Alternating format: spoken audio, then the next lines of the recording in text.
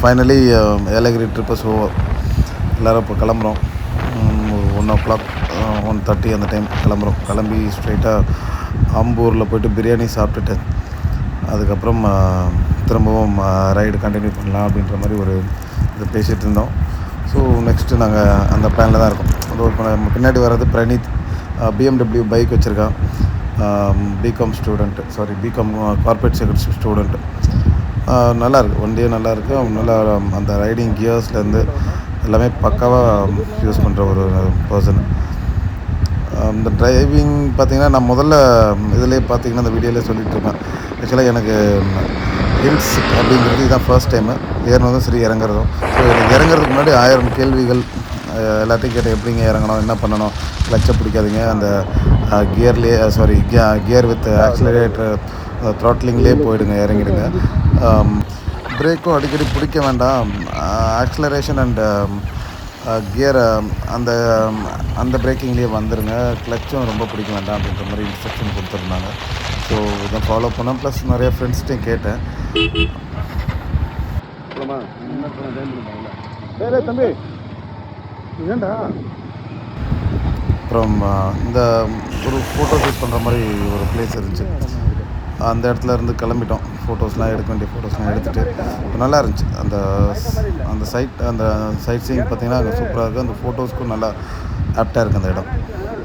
அதை தாண்டி அப்படியே மூவ் பண்ணி போயிட்டே இருக்கோம். இப்போ பேசிட்டே இருக்கும்போது அந்த ஸ்லோப் இறங்குறது சம்மந்தமாக இதெல்லாம் பேசிட்டே அப்படியே ஜாலியாக வந்துட்டு இருந்தோம். வழியெல்லாம் பார்த்திங்கன்னா நிறைய பேர் நின்றுருக்காங்க. அது போக நாங்கள் என்னமோ பெரிய ரைடர்ன்ற மாதிரி.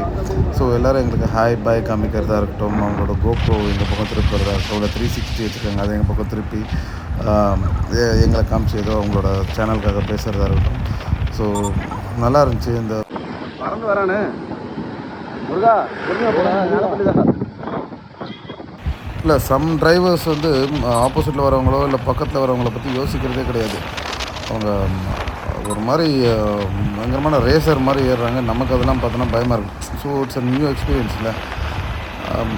அதுக்கப்புறம் அந்த டிரைவிங், அந்த அந்த சீனரி, மேலேருந்து கீழே பார்க்குறது, அந்த மிஸ்ட்டு நம்மளை க்ராஸ் ஆகிறது.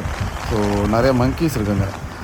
அதுங்க அங்கங்கே ஓடி வர்றது, அதுங்களுக்கு எல்லாமே ஃபீட் பண்ணுறது எல்லாமே பார்க்கும்போது ஒரு டிஃப்ரெண்ட் எக்ஸ்பீரியன்ஸ். அந்த பைக்கில் நான் ட்ரைவ் பண்ணி நான் இது வரைக்கும் யார் கூடயும் மவுண்டன்ஸ் எல்லாம் வந்ததில்லை. ஸோ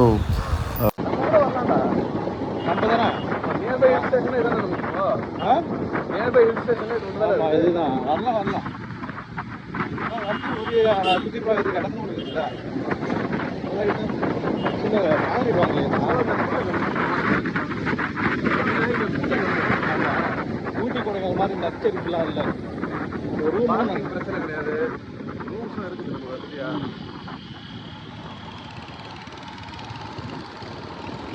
இப்போ நான் ஃப்ரம் சென்னை அப்படிங்கிறதுனால இதெல்லாம் கொஞ்சம் நியர்பை எனக்கு.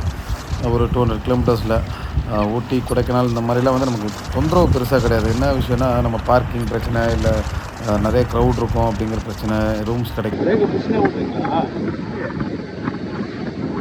காராக இருக்கும் மேலே கை வச்சுருப்பேன். அதனால் ரூம்ஸ்லாம் எல்லாமே ஃப்ரீயாக தான் இருக்குது. So it's summer hill station. அந்த சில்னஸ்ஸு, நேற்று நைட்டு மழை இருந்தது, இதெல்லாம் நமக்கு நல்லா இருந்துச்சு. நல்லா அந்த இடம் சில்லுன்னு இருந்துச்சு.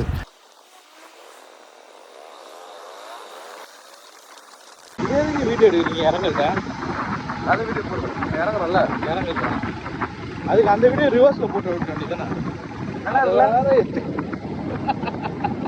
இறங்குற வீடியோ எடுக்கல, அதெல்லாம் தப்பாக இதே ரிவர்ஸில் போடுறேன் அப்படி போட்டு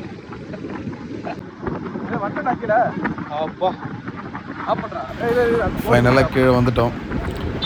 அந்த ட்ரைவ் பற்றி நீங்கள் என்ன நினைக்கிறீங்க? உங்களோட கமெண்ட்ஸ் போஸ்ட் பண்ணுங்கள். ப்ளஸ் லைக் பண்ணுங்கள், சப்ஸ்கிரைப் பண்ணுங்கள். தேங்க்யூ.